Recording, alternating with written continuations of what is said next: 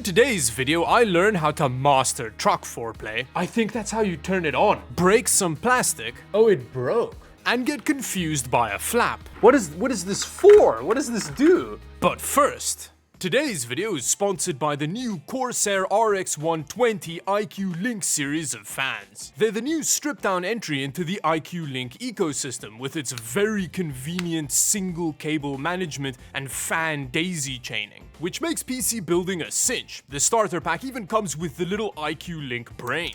But funnily enough, my favorite part about these new fans is their new fan screw, which may sound stupid, but look at how easily that screws down. It's like 2 rotations, it's amazing. So check out the Corsair RX 120s using the link down below.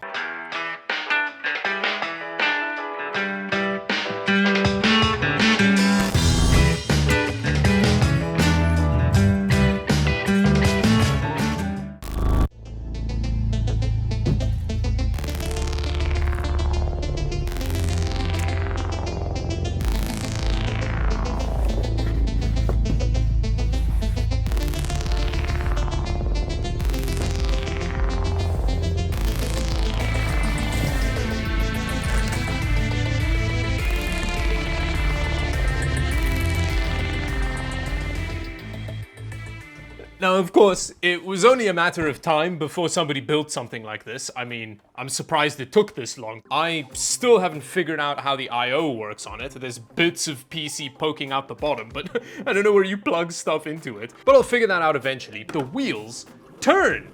Look at that, it drives around, and not only that, but they've got suspension so that whoa, these wheels are so dodgily attached. Look at that wobble. But anyway, when you drop this bad boy down and you I think that's how you turn it on. I think that's the power button, is you just kind of boop it on its nose and it turns on? No way! The problem is though, when it's on your desk like this, the back wheels are free, so when you... Oh, although it does break a little bit when you press the power button, so yeah, I don't know, maybe it's not a problem, it kind of sticks in place. I'm curious to see if the doors open. I think they do, they kind of look like they do, and why would they tape them down if they didn't? Oh, that's some strong tape. Oh, you can open the doors, that's exciting, and then presumably you can kind of cut your finger off with it. Oh no, it's surprisingly safe. That's very unrealistic of it. Oh, the frunk even opens. It's got lights. I think when you power it up, it is gonna light up on the front, so excited to see that. I don't think you can close the back, but I guess it means you permanently have storage in the back of it for all of your memos about crypto scams and misogyny, or whatever it is that Cybertruck owners need to store. There is a USB port over here, but that's a really terrible location for a USB port because the thing needs to only be that long, and that's only an option if you're me, so I don't know how that's gonna work. How does the I/O work? I'm kind of hoping it's... You kind of open the back? Oh! Oh! Is that the lid that... But this little latch seems to have broken my monkey brain, because I just couldn't figure out what it was for. What is this for? What does this do? This also looks like it opens. Oh! Oh! The back just breaks off. That is very realistic. It's exactly like a real Cybertruck. The moment that you put any pressure on the back, it just rips off and totals the truck. That's a very nice, authentic touch right there. And then its I/O just hides in its butt. And its butt I/O is very usable, although you'd probably still need at least a dongle. The one thing that I'm concerned about though is I don't know what this is for. Maybe it's just there to hide cables and stuff? Oh, it's not very sturdy if your desk is skew. Now in terms of specs, this little Cybertruck's kinda packin'. The company that makes it sent over the most well-endowed spec, which has a Ryzen 7 8845HS in it, a pretty high-end laptop CPU. Now unfortunately, we don't get a dedicated graphics card, but the Ryzen 7 has a little vestigial iGPU, which as far as I understand it is surprisingly capable. But before we torture this little codpiece with some real demanding video games, let's strap it down in my oubliette and tear it apart so we can see how it's constructed. And for our own sick enjoyment, whichever comes first. Tearing it down is immediately exciting because I think our Cybertruck has an upgrade glory hole on it. Gonna pop that off, and then there's a huge piece of thermal pad for some reason. This lid is plastic, so it's not gonna really conduct thermals very well. But still, we've got access to our SSD without having to break down a bunch of stuff. So that's a really nice touch. Some Gen 3 NVMe action. Now I think going any deeper is going to be a bit of a mission because we have to get the whole bottom off, and the build quality feels real Tesla-y, so I hope I don't break it.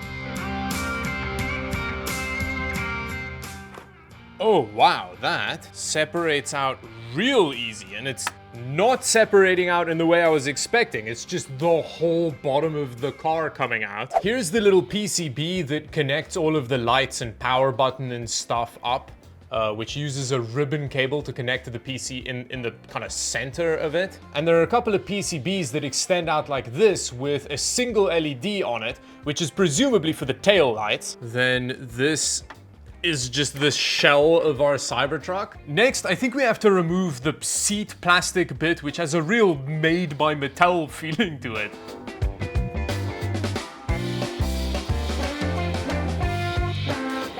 Oh, there we go. Whoa, the PC is actually attached to the bottom. Oh, there's a ribbon cable holding this all together now. Kind of lift that off, and then... Oh no, I think the ribbon cable is actually glued down. Yeah, okay, I'm gonna remove this PCB so that I can get to the ribbon cable connector, open that up. So that's gonna go. And then, oh, we have our little PC. Whoa, that looks so much like they just found a laptop motherboard in a parts bin and then glued it to some plastic chairs. There are even a bunch of connectors on the side which you can't plug in because it's blocked by the side of the car. These down here kind of look like they're ribbon cables for like displays, keyboards, and other stuff that normally comes on a laptop. But having said that, it's a pretty nice looking laptop motherboard. We've got decent cooling, we've got dual channel RAM on our Cybertruck PC, that's awesome, and we've got upgradable storage and stuff. So, you know, they could have found a much worse laptop motherboard in a parts bin. Now, the back wheels are extremely basic. We just have like an axle running between the two wheels, and it's just held in place by a bit of plastic. Whoa, this front wheel is so janky. It feels like it's just gonna come off. But in terms of its suspension, you've got this little plastic pin that moves up and down with the spring, and then, oh, is it supposed to move up and down? Oh, it broke.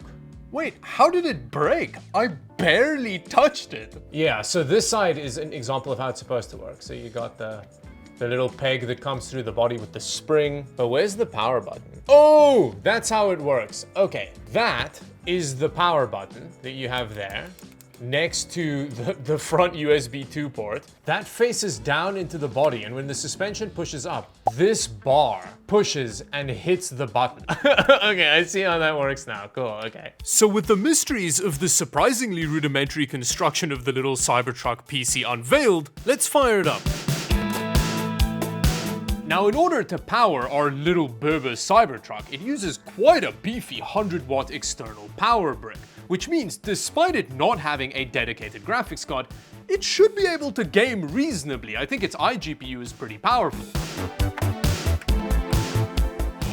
It does! The lights are happening. Now, in terms of the clap, because the system is basically DIY, we don't get any, it's just a clean Windows install. And what's also promising for our gaming performance is that our APU is fed by 32 gigs of DDR5 running in dual channel, so lots of memory and bandwidth to go around.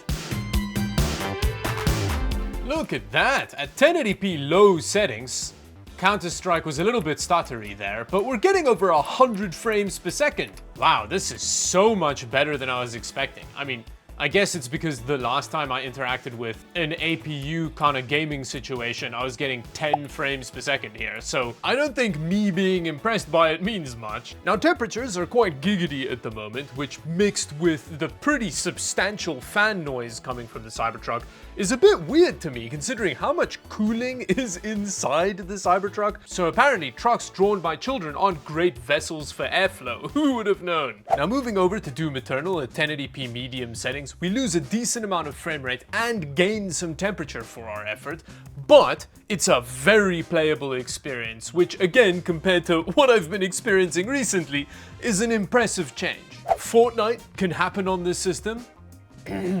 Very good. At 1080p low, Cyberpunk isn't really doing what I was expecting it to do. Look at that frame time graph. We've got a 7 on the Richter scale happening there. That's not great. I mean, I'd say that it's borderline playable. Oh, here is a truck in Cyberpunk and it looks more like a Rivian, if anything. Oh, here's a second one. Now, I was really excited to play dystopian future video game on dystopian present pickup truck, but it's not going great. Even with quality FSR on here, I mean, I'd say it's playable, but it really doesn't feel very good. Even cranking Fidelity FX up to performance didn't fix the crazy frame pacing we had going on here. So I decided to try a different demanding game to see if the issue is also present there. Now with The Last of Us, we don't have the earthquake happening in our frame time graph, which is good.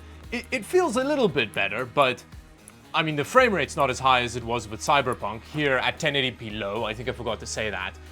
So it still doesn't feel great, but turning Fidelity FX on balanced made it a lot more playable. Just like that, we've got pretty good visuals still, and we've gained enough frame rate for the game to feel good. Like, this is definitely a playable experience that we're getting from a Cybertruck mini PC, so I think that's pretty impressive. Yeah, I guess when you use one of these AMD APUs in a mini PC, one of the like higher end ones, you're gonna get a good gaming experience out of it for the hardware, regardless of if it's in a Cybertruck or some kind of marital aid. So at the end of the day, this gateway drug to Cybertruck ownership is a thing that exists, and if you have money, you can buy one.